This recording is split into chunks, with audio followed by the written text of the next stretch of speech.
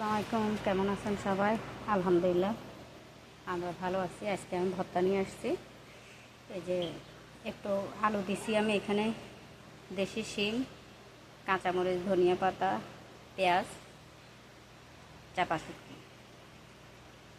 এই যে এটা একটু আলু, এটা দিয়ে আমি এই ভর্তাটা করলাম। দেখেন কীরকম হয়েছে। এই যে আরেকটা ভর্তা, এটা ঝাল, ওইটাতে একটু কম দিছি ঝাল, যেহেতু বাচ্চারা খাবে না, আমার হাজব্যান্ড পছন্দ করে না ঝাল, তো এটা আমি ঝাল দিয়ে করছি আমাদের জন্য। এটাতে চাপা শুটকি, ধনিয়া পাতা, কাঁচামরিচ, পেঁয়াজ, এগুলো আমি হাতে কষলাইছি। দেখেন অনেক মজা, অনেক মজা, করে দেখবেন, বাসায় ট্রাই করবেন, খেতে অনেক ভালো লাগবে।